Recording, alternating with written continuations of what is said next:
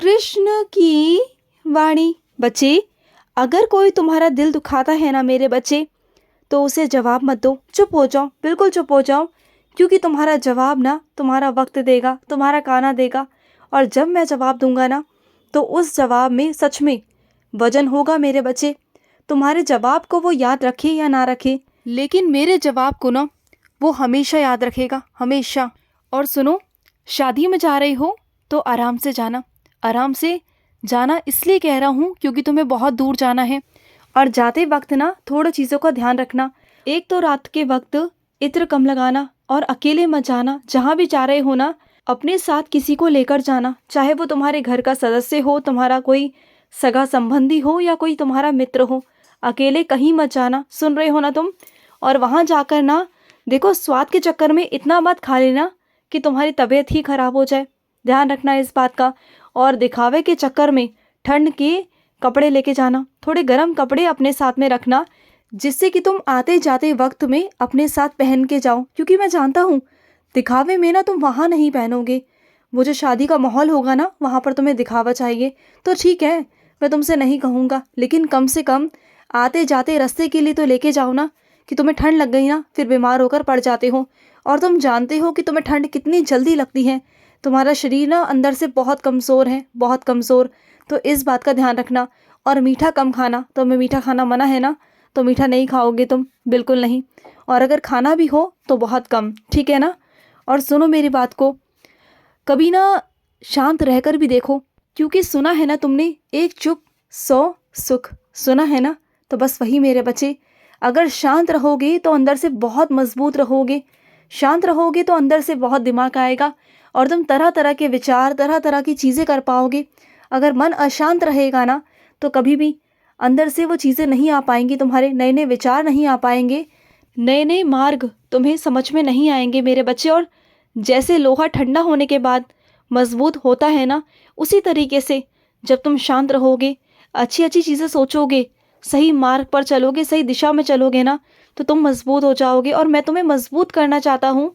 मैं चाहता हूँ कि तुम इतने मजबूत हो जाओ अंदर से कि तुम्हें कोई चाह कर भी हिला ना पाए, चाह कर भी तुम्हें कोई हिलाने की कोशिश भी ना करे। क्योंकि तुम इतने मजबूत हो चुके होगे कि तुम्हें किसी के भी कहने से, कुछ करने से ना तुम्हें कोई फ़र्क नहीं पड़ेगा।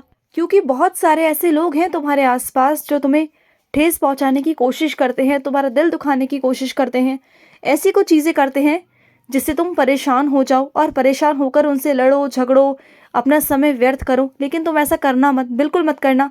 अपने समय को बचाया करो।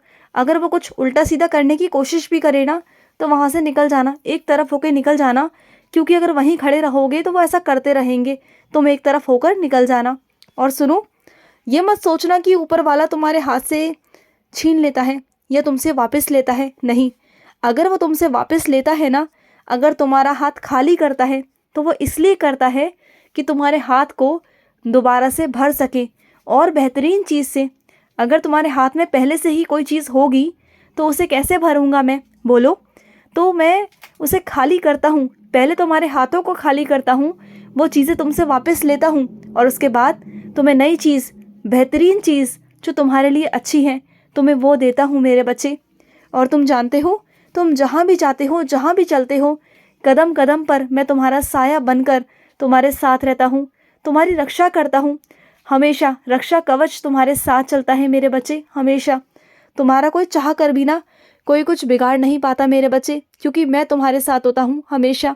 और सुनो, किसके पास में कितनी संपत्ति है, कितना अहंकार है ना उनके साथ में, तो जाने दो मेरे बच्चे। अगर मैं चाहूँ ना, तो राजा को भी रंक बनाने में मुझे एक पल नहीं लगेगा। अगर वो अपने अहंकार में चूर है, अपनी संपत्ति में चूर है, तो रहने दो।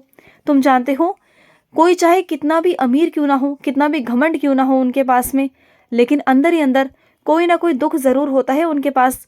वो तुम्हें दिखाते नहीं, बस तुम्हें इस तरह मुस्कुराकर दिखाते हैं कि जैसे कि वो बहुत खुश हैं, लेकिन असलियत में ना वो खुश नहीं है मेरे बच्चे, बिल्कुल नहीं। और सुनो, मैं जानता हूँ मेरे बच्चे कि तुम एक आदर्श बच्चे हो, एक आदर्श। तुम ना हमेशा संस्कारों से बंधे हुए हो, हमेशा अपने माता पिता का सम्मान करते हो, उनकी हमेशा बात मानते हो। और यही बात मुझे तुम्हारी बहुत भाती है मेरे बच्चे, बहुत भाती है। क्योंकि आजकल की दुनिया में ना बच्चे अपने माता पिता की बात को नहीं सुनते हैं, लेकिन तुम संस्कार में बंधे हुए हो हमेशा, और ना ही अपने माता पिता के आगे ना उनके पीछे कुछ गलत हरकतें करने की कोशिश करते हो, और ना तुम्हारा अंदर से ईमान, तुम्हारा ज़मीर इस तरह की कोई हरकतें या गलत चीज़ें करने की कोशिश करता है, कभी नहीं। तुम्हारे संगत में बहुत सारे लोग ऐसे हैं जो गलत हरकतें करते हैं और तुमसे करने को कहते भी हैं, लेकिन तुम कभी नहीं करते, कभी नहीं। और यही सच्चाई है कि तुम संस्कारी हो, कि तुम बहुत प्यारे बच्चे हो, और इस वजह से ना मैं तुमसे बहुत बहुत प्यार करता हूँ, क्योंकि तुम हमेशा वही करते हो जो तुम्हारा काना चाहता है। तुम कभी भी अपने माता पिता को नीचे नहीं देखना चाहते, कभी नहीं चाहते कि उनके मान पे, सम्मान पे, उनकी इज्जत पर कोई भी आ जाए। तुम उनके साथ हमेशा अच्छा ही बर्ताव करते हो, और यही कोशिश करते हो कि पूरी दुनिया भी उन्हें अच्छे से पेश आए, उनके साथ अच्छे से रहे, यही चाहते हो ना। और सुनो, देखो, तारीफ़ों से बचना चाहिए। मैं हमेशा कहता हूँ कि तारीफ़ों को कभी अपने सर पर मत बिठाओ कि तुम अपने कामों पर कमज़ोर हो जाओ, तुम्हारे अंदर घमंड आ जाए। लेकिन कभी कभी ना तुमसे मैं किसी की तारीफ़ें करवा भी देता हूँ, और किसी और के मुँह से भी तुम्हारी तारीफ़ें भी करवा देता हूँ। और ये वास्तविकता है मेरे बच्चे कि तुम्हारे अंदर वो काबिलियत है, और मैं तुम्हें संकेत देता हूँ इन सब चीज़ों को करवा के कि तुम्हारे अंदर वो खूबी है जो तुम कर रहे हो, बहुत अच्छा कर रहे हो, और इसे हमेशा बरकरार रखो। इसमें कोई कमी नहीं आनी चाहिए। समझ रहे हो ना मेरी बात को। तारीफ़ें कभी कभी सुनवाना तुम्हें ज़रूरी भी होता है, क्योंकि तुम जिस दिशा में हो, जो भी कर रहे हो ना, वो बहुत बहुत अच्छा कर रहे हो। लेकिन तारीफ़ों को सुनकर घमंड कभी मत लेके आना, कभी अहंकार मत लेके आना। जो भी तारीफ़ें तुम्हारी करवाता हूँ ना, वो वास्तविकता में करवाता हूँ। और जो लोग जानबूझकर तुम्हारी तारीफ़ें करने की कोशिश करते हैं, तुम्हारी चालपूसी करने की कोशिश करते हैं ना, उन्हें मैं तुम्हें बता देता हूँ पहले से ही कि वो तुम्हारी चालपूसी कर रहे हैं, और तुम समझ भी जाते हो उनकी चालपूसी करना, है ना। जानता हूँ मैं, तुम बहुत शातिर दिमाग के हो। तुम हो तो मेरे बच्चे ना, और मैं तुम्हें शक्ति और हिम्मत दे रहा हूँ। चलो आगे आगे, तुम्हारे पीछे पीछे तुम्हारा काना है मेरे बच्चे। जो लोग तुम्हारे आगे सच झूठ कहते हैं ना, तुम्हें तुरंत एहसास हो जाता है कि वो सच कह रहे हैं या झूठ कह रहे हैं, क्योंकि तुम्हारा मन पवित्र है, तुम्हारी आत्मा पवित्र है, और तुम्हें इस चीज़ का एहसास होता है मेरे बच्चे।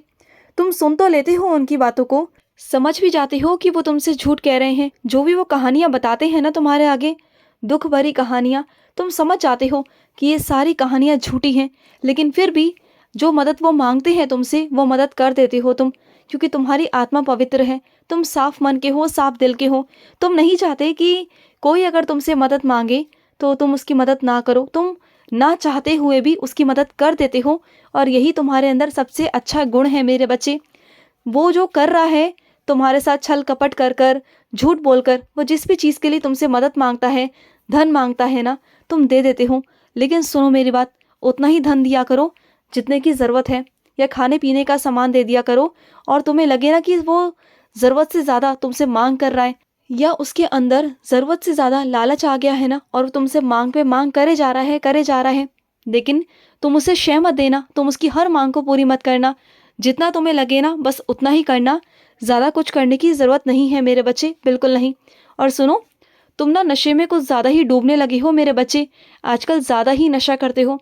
जो गम है ना, उस गम को मिटाने की कोशिश करो, ना कि नशे में डूबो मेरे बच्चे। इससे कुछ हासिल नहीं होगा, समझो मेरी बात को। और ये बहुत गलत है, इससे तुम अपने शरीर को हानि पहुंचा रहे हो मेरे बच्चे। ये बहुत गलत है, बहुत गलत। खुश रहो। आज का रात्रि कृष्ण संदेश समाप्त हुआ। जय श्री कृष्ण।